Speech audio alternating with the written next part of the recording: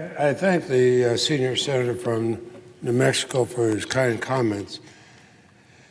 He knows that the Appropriations Committee has worked extremely hard to get these bills through. We passed them almost unanimously. Every single bill that would keep this government open has been passed by this Senate and would be passed again if Republicans would allow it to come to a vote. And it passed almost unanimously. Senator Shelby and I worked very, very hard to have bipartisan bills, and we did. In fact, the appropriations bills have had the most bipartisan votes that they've had in over 20 years. Now, where are we? 18th day of the Trump shutdown. For more than 2 weeks now, the president has held the paychecks of over 800,000 Americans. He's held them hostage in order to extort Congress into funding his border wall, a wall for which he gave his word. He gave his word that to the American taxpayers over and over again that Mexico would pay for it, not the American taxpayers. And now he says, I want the American taxpayers to pay for it. For more than 2 weeks, the president withheld vital government services to the American people in order to gain leverage to fulfill a divisive campaign promise and rally his base, totally ignoring that we had passed the bills that would open the government. Shamefully, he cares more about the cynical bumper sticker symbol of his presidency than he does about the millions of Americans impacted by a shutdown or the hardships to come if the Trump shutdown continues. He wants rhetoric, not reality. Mr. President, I want reality.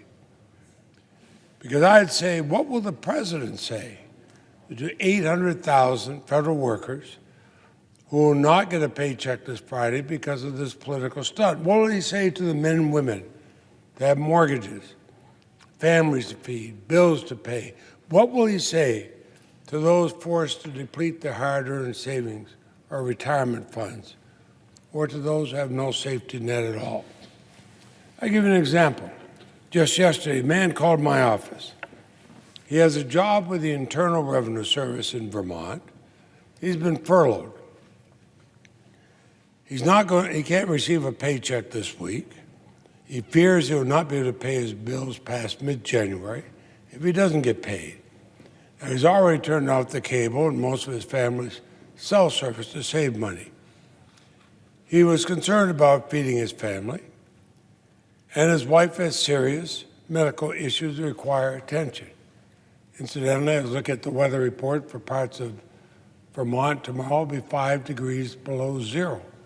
He also has to heat his home. So he was upset. He's worried. He's looking for help.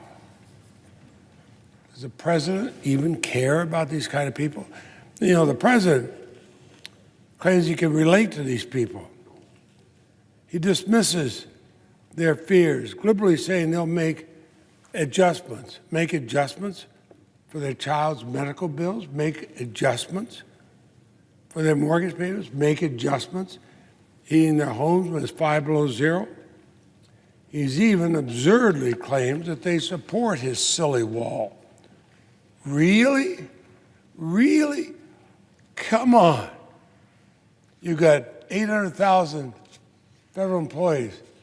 Why don't somebody poll them and find out how many support what many in Vermont call it a dumb wall? I've never heard anything more tone deaf from a president of the United States. Perhaps for a man who's made a millionaire by his father at the age of 8, the idea of living paycheck to paycheck is a foreign concept. But it's not to the millions of Americans, both Republicans and Democrats alike across this country, who struggle to make ends meet. They should not be the bargaining chips in the president's game. This is not a game for them. The president should not treat it as such. And in fact, in addition to all the federal employees who are wondering when they'll get their next paycheck, vital services on which many Americans rely and have paid taxes to support It come to a grinding halt. Remember that. Americans that pay taxes for these services, they come to a grinding halt. Farmers can't get loans from the U.S. Department of Agriculture, USDA, to get them through the next planting season because no one is in the office to process the applications. We passed a 5-year farm bill. I'm proud of a bipartisan bill. Senator Roberts and Senator Stabenow led it through here. I was one of the conferees. It was bipartisan. But it's complicated. And there are new rules in it. But the USDA cannot implement the new farm bill because all the staff have been furloughed. How about all the Midwestern farmers who don't know what the rules are going to be before they start planting? They have to make that decision now. And they paid their taxes to have a Department of Agriculture to help them, but it's closed down. Our national parks, the prize of this country. Since the time of Teddy Roosevelt, they're being vandalized. They're being littered with trash and human waste. Since the Trump shutdown began, 7 American taxpayers have died in national parks. They were left unsupervised and unstaffed. Home buyers are finding out that their Federal Housing Administration loan applications are on hold. Food safety inspections are slowing. How many people are going to die of food poisoning? The Small Business Administration has stopped issuing new business loans. And our federal courts are running out of money. This is the United States of America. We're an embarrassment to the rest of the world because of this. Well, the president should be embarrassed because he's the one that's asked for it. Everyone agrees we need to secure our borders, but there's smart ways to do it. A wall is not one of them. It is a 5th century solution to a 21st century problem. The president's own acting chief of staff said in 2015, the idea of a wall was absurd, almost childish. He said a fence doesn't stop anybody who really wants to get across. You go under, you go around, you go through it. Maybe one of the few times Mick Mulvaney and I are in agreement. But to do what the president wants to do would require seizing land from ranchers and farmers. Some of these ranchers and farmers have had that land in their families for years. They're proud, hardworking, tax-paying Americans, and we say we're going to come in for a dumb Alec wall. It required building walls for wildlife refuges and nature preserves. It would forever scar the landscape and ecosystem of the southwest borders in ways we cannot anticipate. And after all that, and tens of billions of dollars of wasted taxpayer dollars, what would we have accomplished? Now, tonight, the president will assert that the security of our nation is in crisis. He will assert that criminals and drugs are pouring across the border, but his claims are not grounded in fact. That's typical of the claims he makes, but the disinformation coming from the White House has been staggering. In his zeal to feign a national emergency at the border, the president has employed nothing short of a propaganda campaign that we've seen in dictatorships of the past. The reality is that between the year 2000 and 2018, apprehensions at the border have dropped. How much? 75%. The reality is that apprehensions at the southwest border have dropped to similar levels as we had in the 1970s, as this chart compiled by the Washington office on Latin America shows. Look at this. This is back in the 70s. This is where we are today. It's dropped. The reality is that many southern border communities have violent crime rates that are lower than the national American average. The reality, according to the Drug Enforcement Administration, is that the vast majority of drugs apprehended at the border are seized at ports of entry. So a wall between such ports would be entirely useless. at stopping drugs. The demographic that is increasing in number are families, women and children seeking asylum. Many are not even trying to sneak past the Border Patrol. They present themselves to Border Patrol agents when they cross. They're not here to perpetuate violence. They're fleeing violence. They're fleeing murder. They're fleeing rape. They're fleeing crime from their countries, wasting billions of American taxpayer dollars to build a wall will not stop them from coming.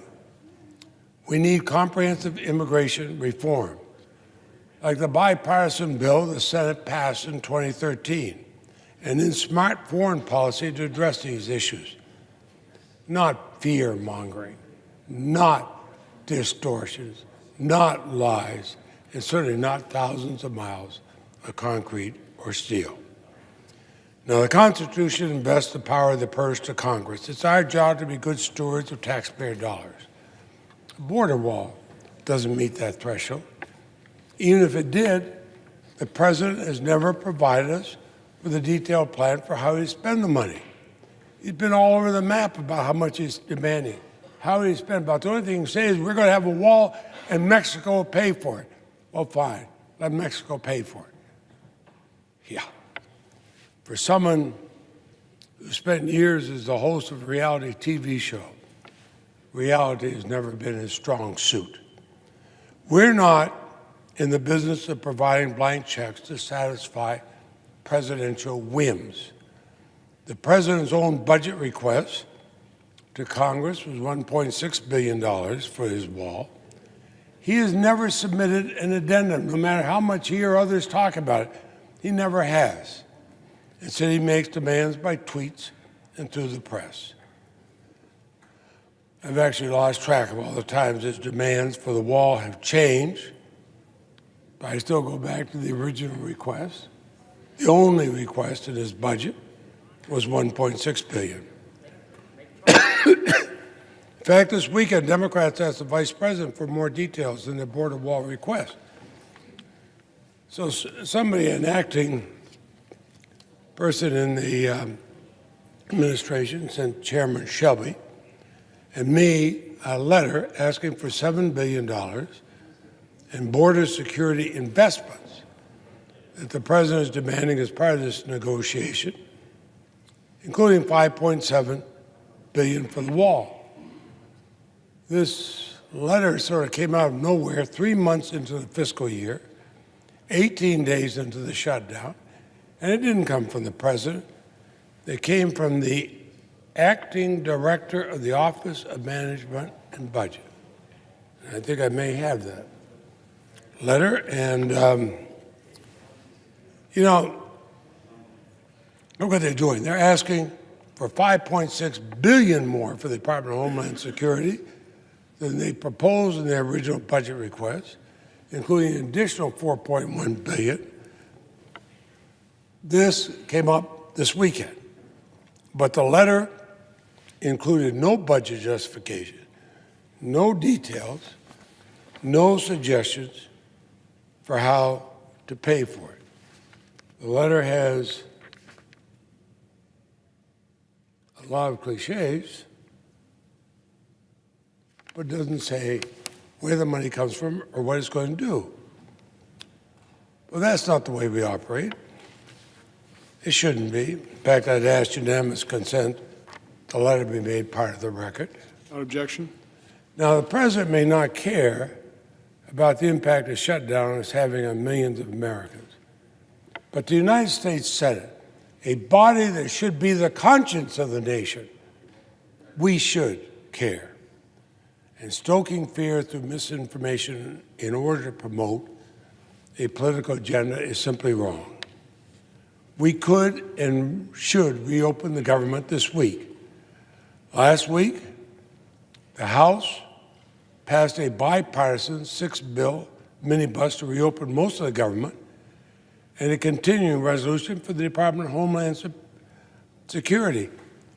Now, to show how bipartisan it is, the 6 appropriations bills the House passed originated in the Republican-controlled Senate last Congress. They had bipartisan support, including by Senator Shelby as chairman and by myself as vice chairman of the Appropriations Committee.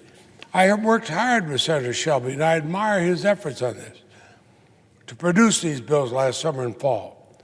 All of them received nearly unanimous support when they were considered on the floor of the Senate or in the Appropriations Committee. We want to end this, then Senator McConnell should bring them to the floor of the U.S. Senate today and put them up for a vote. We've already shown that virtually every Republican, every Democrat in this body would vote for him. Bring him up. Let's vote for him. End this nonsense. End it.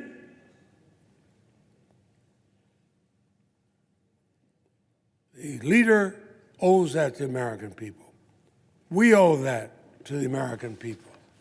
Let us be the conscience of the nation, not somebody who's simply a foil for the latest tweet or posting. We can do it. We passed these bills before. Bring them up, bring them up, bring them up, and pass them. Again, Republicans and Democrats have voted for them in the past. The Republican chairman and I strongly support them. Bring them up, bring them up, bring them up, and pass them, and open the government, and let 800,000 Americans stop their suffering.